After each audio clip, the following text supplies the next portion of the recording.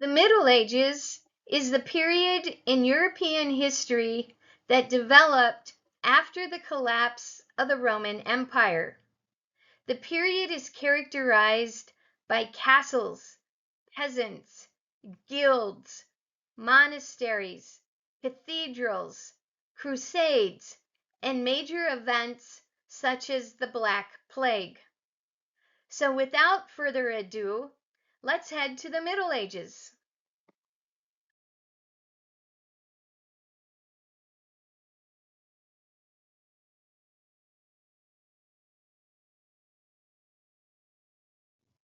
With the growth of Christian organizations came the gradual loss of faith in civic control, law and order, and disintegration of national spirit.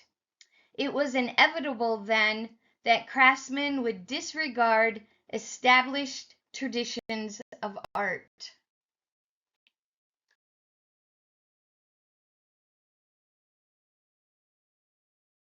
This slide depicts an early Christian church.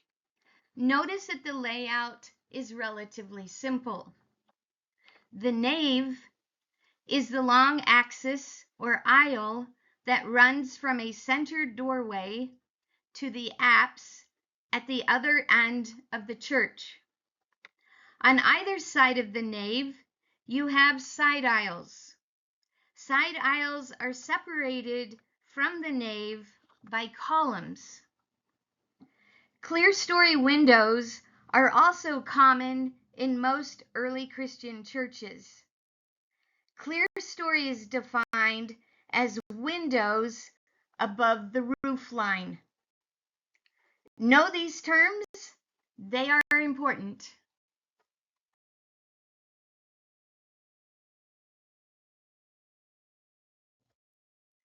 The type of structure produced during the early Christian time period was known as a basilica, B-A-S-I-L-I-C-A. Characteristics of a basilica include the following: a narthex, which is shown right here, and a narthex is simply the entrance vestibule across the front of an early Christian church. And from the narthex, you would enter the nave. The nave is the portion between the side aisles. The side aisles are parallel with the nave, usually separated by columns. At the end of the nave, you have right here the apse. The apse is a circular or multi-angular termination of a church sanctuary.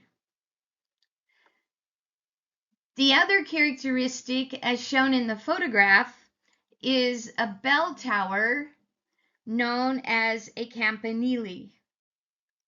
So these are the characteristics of an early Christian church, also known as a basilica.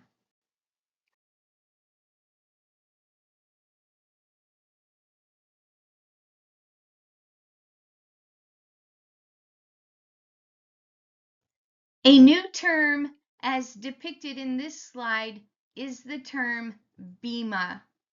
And a bema, which is shown right here in the apse area, a bema is simply a raised stage reserved for the clergy in the early Christian churches.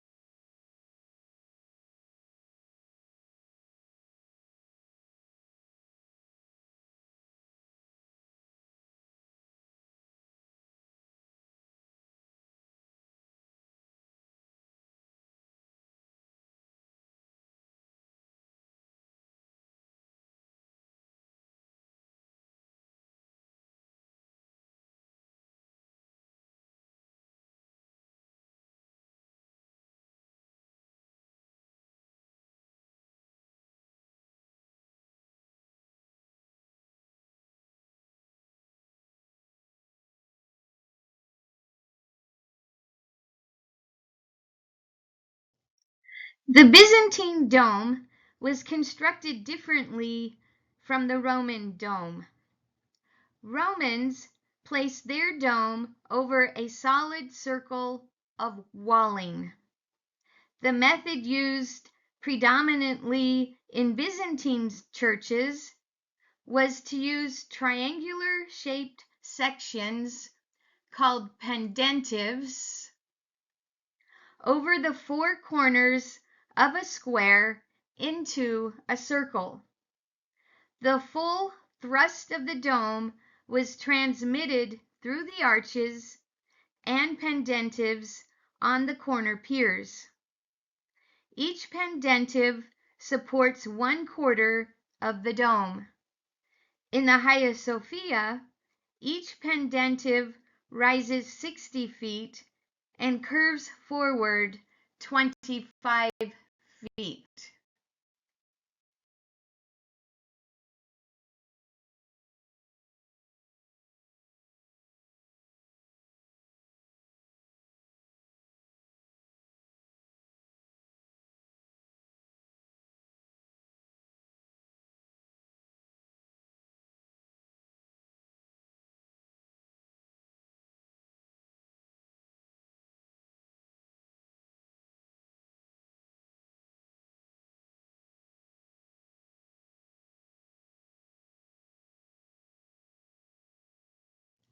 By the time the Italian Byzantine period rolls around, the early Christian church has been transformed into a more complex octagonal shape.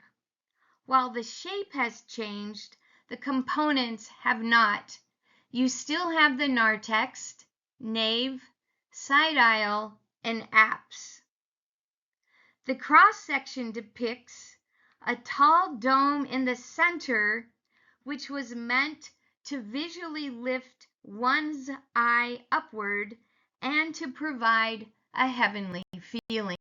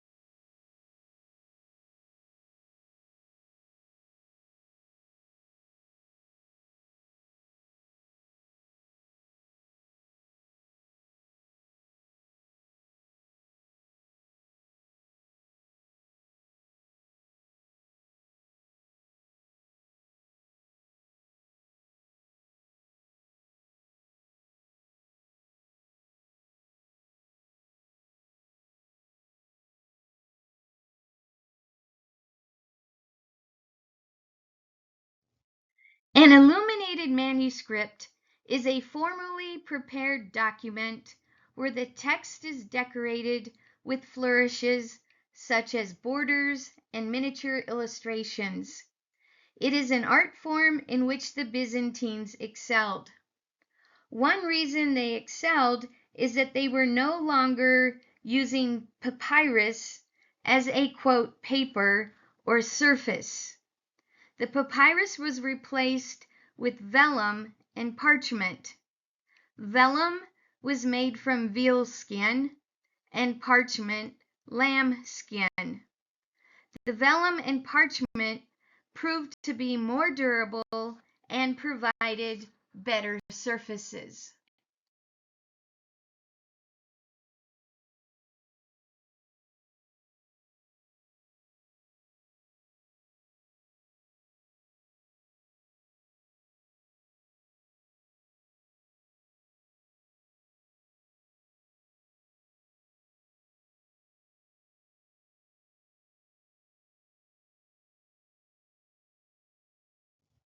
During the Middle Ages, money to build churches came from land rents, relics, and indulgences. Now that term indulgences means paying for sins. You're making an offering to the church, like money, to spend less time in purgatory. Saints, it was believed, went straight to heaven. Everyone else, like ordinary people, spent some time in purgatory. Therefore, if you made indulgences, if you made payments to the church, your time in purgatory would be reduced.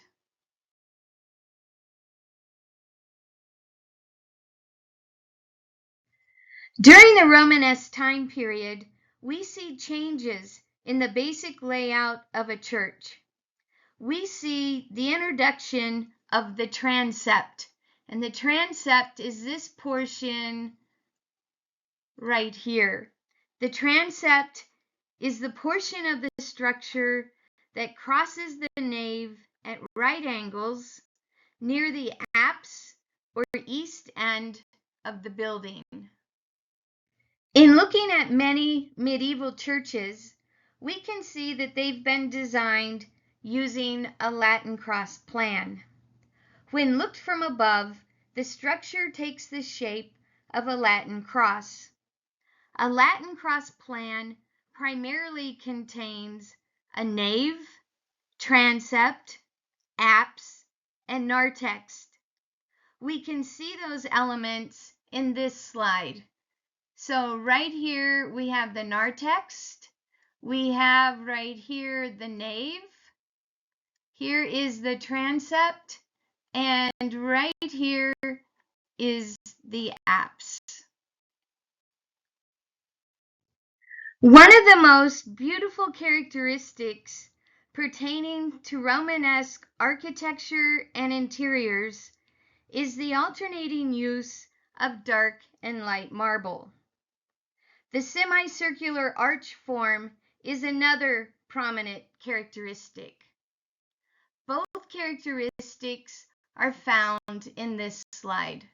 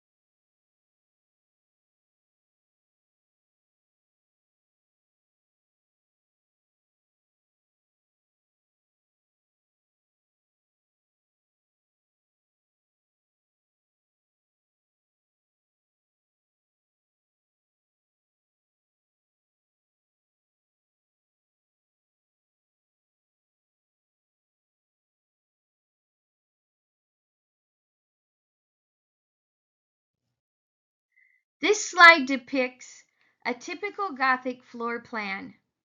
Just as with the Romanesque and early Christian builders, we have some common components. First of all, we've got the narthex. From the narthex, we have the nave. On either side of the nave, we've got the side aisles. We have the transept located here. And in the intersection of the nave and transept, we have the choir area. And at the end of the nave, we have the apse. So two new additions.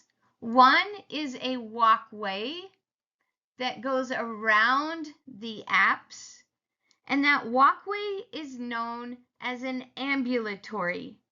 A-M-B-U-L-A-T-O-R-Y.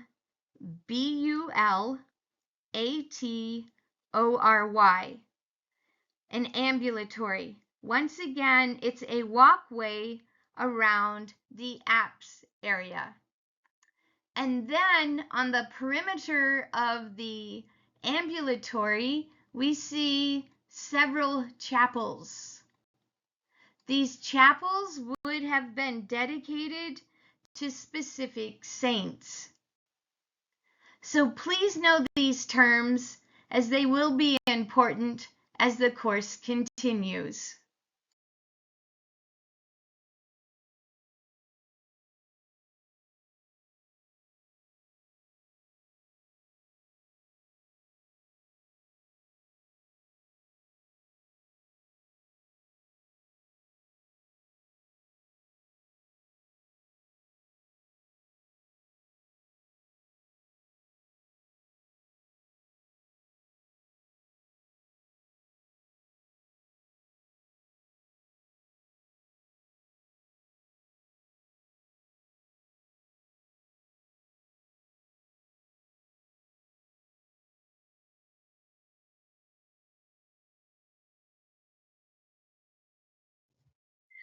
During the Gothic time period, stained glass windows were too large for glass areas without intermediate supports of slender stone subdivisions called mullions.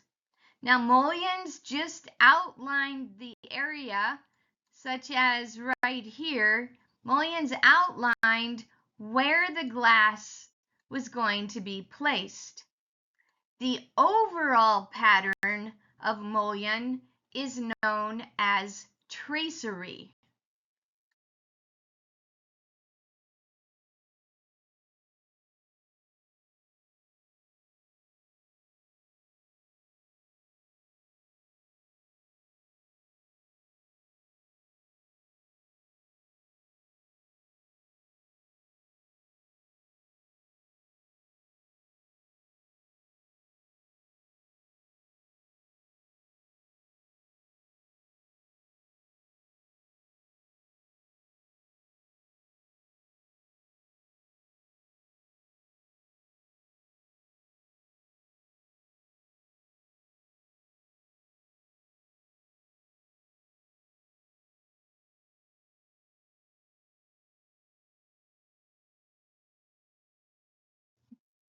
A medieval fun fact.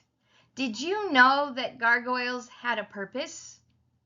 The purpose was not only to steer away evil spirits, but a gargoyle was a decorative waterspout that drains water from a parapet gutter. So in looking at this slide, we see the gutter right here behind the gargoyle. The water would travel through the body of the gargoyle and out the mouth. The imaginary beasts shown in this slide are properly termed chimera. Not only are they used as decorative ornamentation, but their sole purpose is to steer away the evil spirits. The chimeras are not waterspouts, so use the terms correctly.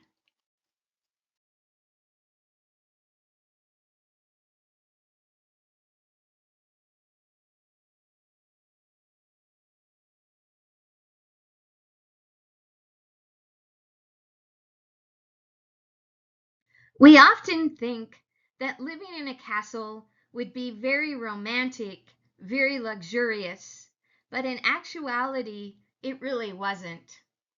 Rooms in the castle were poorly ventilated. In winter, only a large fireplace provided heat. Woolen garments were desirable, not only in winter to combat the cold, but also in summer, when castles continued to be damp and chilly. In the castles of nobles, tapestries were highly valued for their ability to provide warmth in drafty stone castles and halls. Tapestries were used extensively to cover walls, to hang over windows and doors, and to enclose beds or as partitions to subdivide large rooms for greater privacy.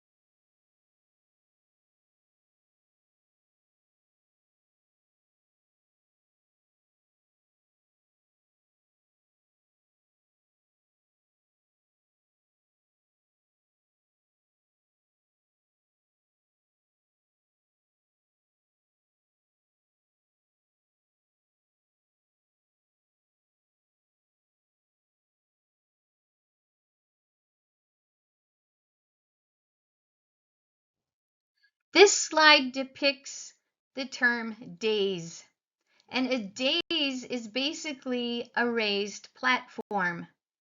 During the medieval time period, this daïs would have been located in the Great Hall and reserved for the lord of the manor.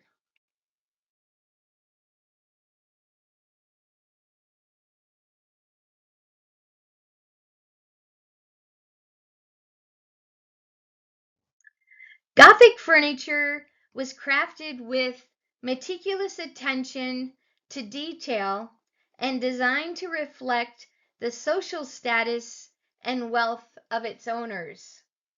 One of the most notable characteristics of Gothic furniture is its robust construction. Craftsmen utilized solid woods such as oak, walnut, and chestnut, ensuring durability and longevity. The furniture was often adorned with intricate carvings and fantastical motifs, showcasing the skills and creativity of the artisans. Gothic chairs were regarded as a symbol of authority, and its use was restricted to the master of the house and a distinguished guest. The richest castles seldom had more than 2 chairs. The typical chair, like what we see in this slide, was simply a small chest with arms and a high back. The panel in the back was usually decorated with a carved pattern, and in this case, the carved pattern on this chair resembles tracery. The dominant lines of the chairs were straight. The shape is described as being box-like. Cushions would have been added to the seat to help mitigate the hardness of the wood and the sharp edges. Another characteristic of Gothic furniture was the use of the linen fold motif. The linen fold motif was used to imitate folded linen. And then the last characteristic is the use of the finial. A finial is an element that marks the top or end of some object. It is also used as a decorative feature.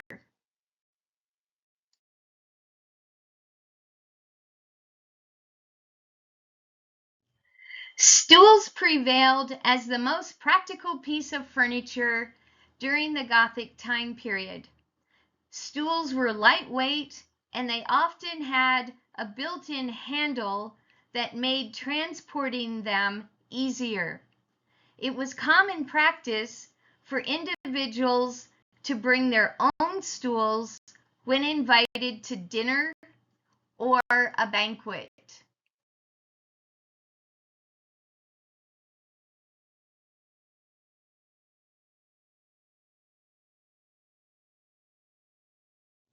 In the early medieval period, the lord of the manor and his household ate and slept in the great hall of the castle.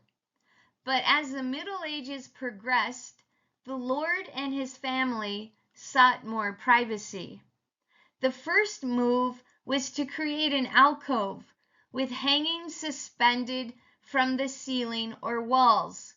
This was done in a similar manner to those used in hospital cubicles today, thus forming the hung bed. In the Middle Ages, development was concentrated not on the wooden structure of the bed, but on the draperies that were used to keep out the cold and to provide privacy. Draperies were so costly and precious that they were passed from father to son. The hung bed then became a symbol of prestige and wealth. During the 13th century, beds became more sophisticated. An innovation known as the teaster was introduced.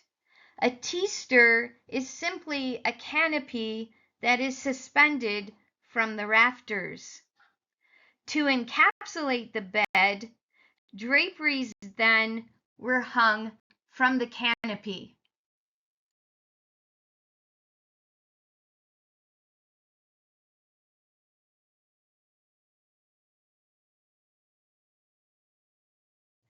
Every castle has what is termed a garde-robe.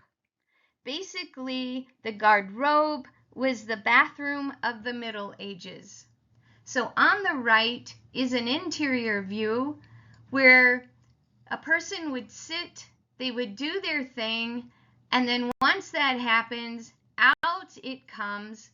It drops down to the moat. Now, you never want to swim in a moat because it was probably not the cleanest or the freshest of water.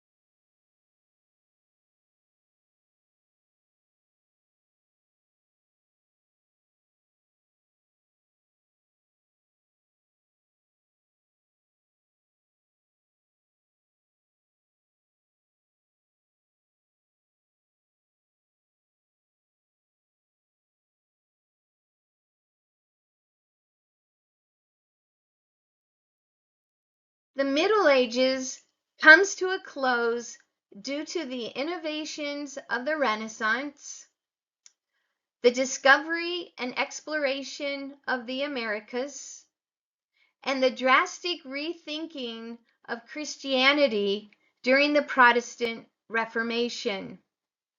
By the mid-1500s, with the Renaissance in full bloom, the Middle Ages would effectively come to an end.